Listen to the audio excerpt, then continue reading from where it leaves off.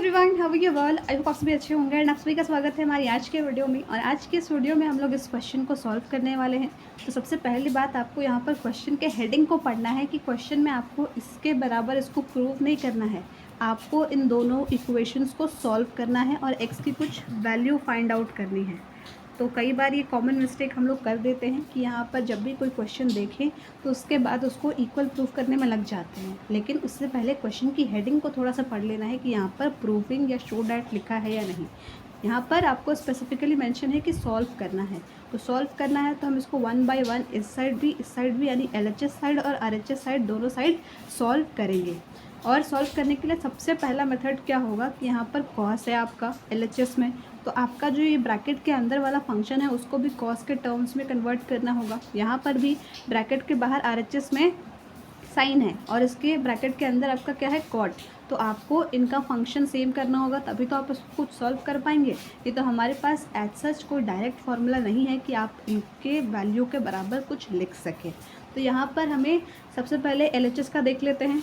आप इसको रफ में भी कर सकते हैं, जो यहाँ पर इसको कन्वर्जन वाला है कि हमें tan इनवर्स x को भी कॉस के टर्म्स में कन्वर्ट करना है, तो ये कन्वर्जन आप रफ में भी कर सकते हैं अपनी नोटबुक के पीछे, और ये जो डायरेक्ट स्टेप यहाँ पर आप अपना शो करेंगे। लेकिन फ़िलहाल यहाँ पर मैं आपको यहीं पर दिखा रही हूँ कि इसको कॉस में कन्वर्ट कैसे करेंगे।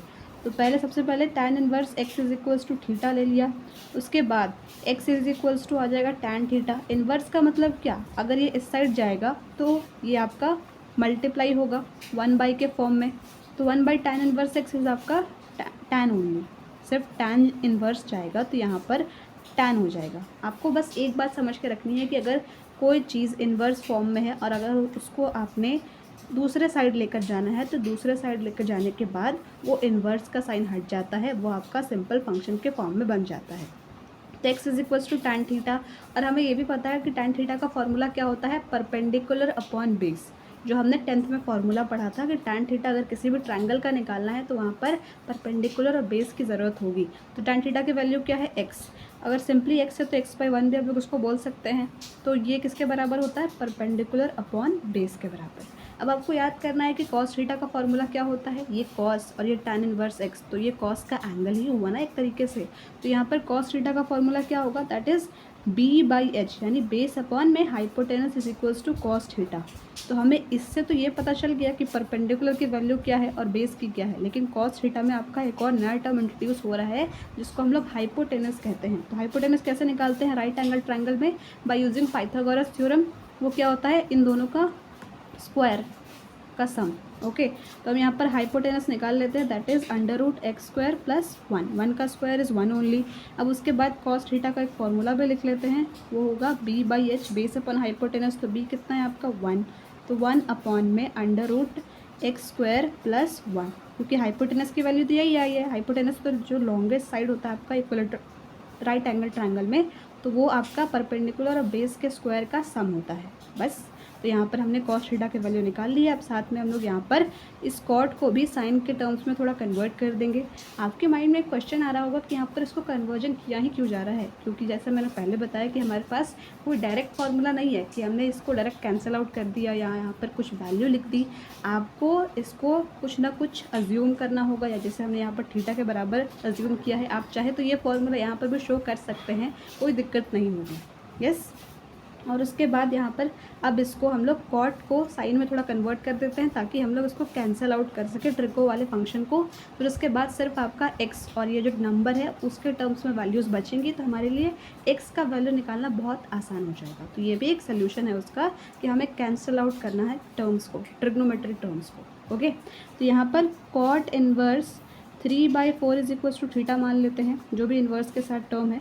उसके बाद ये इधर जाएगा तो क्या हो जाएगा, 3/4। नंबर को हम नहीं लेकर जा रहे हैं, जो फ्रैक्शन है, हम बस ट्रिगो के फंक्शन को लेकर जा रहे हैं, तो वो हो जाएगा सिंपल अपना फंक्शन फॉर्म में आ जाएगा।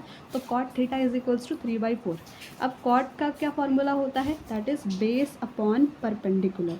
तो बेस की वैल्यू इस वाले केस में आपकी 3 हो जाएगी और परपेंडिकुलर की वैल्यू 4 हो जाएगी।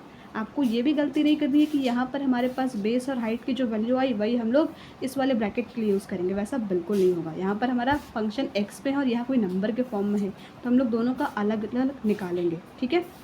तो यहाँ पर हमें इसको किस फॉर्म में लाना है, साइन के फॉर्म में। तो साइन का फॉर्मूला क्या होता है, perpendicular upon hypotenuse is equals to sine theta. तो यहाँ पर भी हमें हाइपोटेनस की नीड हो रही है, तो हमने हाइपोटेनस अभी निकाला ही है पहले वाले केस में, तो इस वाले केस के लिए भी निकाल लेते हैं। तो वो कैसे होगा, सिंपली इन दोनों को सम करेंगे, फिर उसका अंडर रूट कर देंगे, स्क्वायर का सम। तो 3 का स्क्वायर प्लस 4 का स्क्वायर और इनका अंडर रूट। फिर उसके बाद ये आ जाएगा आपका 9 प्लस 16 होगा सर, तो आएगा अंडर रूट 25, दैट इज़ 5। तो एच आपका आया 5। तो आप यहाँ पर लिख सकते हैं that sine theta is equals to P by H. तो पी क्या है, पी है आपका 4 अपॉन में 5। तो साइन थीटा की वैल्यू आ गई 4 अपॉन में 5 और यहाँ पर कॉस थीटा की वैल्यू आ गई 1 upon under root X square plus 1। अब सिंपली इन दोनों को हम लोग यहाँ पर पुट कर देंगे। तो पहले लिखेंगे यहाँ पर एक स्टेप, दैट कॉस इंटू में, उसके बाद कॉस इन्वर्स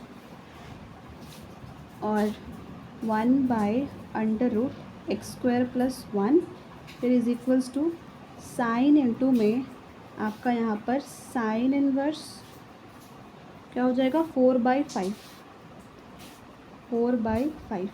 आप यहाँ पर इन्वर्स वाले टर्म्स को भी लिखेंगे, बिकॉज तभी तो आपका ये कैंसिल आउट होगा ना, और यहाँ पर हमने लिखा ही है इसीलिए कि ये कैंसिल आउट हो जाए, तो ये कैंसिल आउट हो जाएगा। उसके बाद क्या बचेगा, 1/रूट x square plus 1 is equals to 4/5। अब जब भी क्वेश्चन में यहाँ पर रूट आ जाए तो हम एक चीज़ कर सकते हैं अपने सोल्यूशन को और इजी बनाने के लिए, कि दोनों साइड स्क्वायरिंग कर दें। स्क्वायरिंग करने से क्या होगा, रूट हट जाएगा, तो आपका सिर्फ अंदर वाला टर्म बच जाएगा। जब भी स्क्वायरिंग करेंगे, इस साइड भी करेंगे, इस साइड भी करेंगे, कभी भी एक साइड के लिए स्क्वायरिंग नहीं होती है। तो यहाँ पर मैं शॉर्ट में लिख रही हूँ स्क्वायरिंग बोथ साइड्स। उसके बाद 1 का स्क्वायर तो 1 ही होता है, रूट एक्स स्क्वायर प्लस 1 का हो जाएगा एक्स स्क्वायर प्लस 1, रूट हट जाएगा, और 4 का 16 और यहाँ 5 का 25। तो ये क्रॉस मल्टीप्लाई होगा, तो 25 is equals to 16 X square plus 16, cross multiply होके आएगा। ओके, अब उसके बाद ये इधर माइनस में आएगा, तो माइनस में आएगा तो 25 माइनस 16 9 हो जाएगा।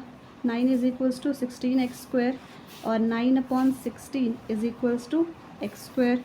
अब एक्स स्क्वायर में से हमको एक्स की वैल्यू चाहिए, हमने पूरे ये क्वेश्चन को सॉल्व किया है एक्स की वैल्यू फाइंड करने के लिए ना, तो यहाँ पर एक्स स्क्वायर नहीं, हमें एक्स की वैल्यू चाहिए, तो इनका रूट ओवर हो जाएगा, that under root 9 upon 16 is equals to X. तो आपके पास क्या आ जाएगा, प्लस माइनस 3/4, बिकॉज 3 का स्क्वायर 9 होता है, 4 का स्क्वायर 16 होता है, और यही हो जाएगी आपकी एक्स की वैल्यू। तो हमें इस क्वेश्चन में करना ही क्या था, हमें सिर्फ एक्स की वैल्यू फाइंड करनी थी। अगर यहाँ पर प्रूफ लिखा होता तब हम कोशिश करते कि इसको इसके बराबर प्रूफ करते, लेकिन जब क्वेश्चन में लिखा है कि आपको सॉल्व करना है, तो सॉल्व करने के लिए सिंपली हमें यहाँ पर एक्स की वैल्यू फाइंड करनी होगी। Okay, that's all about this question. Thank you so much for watching this video.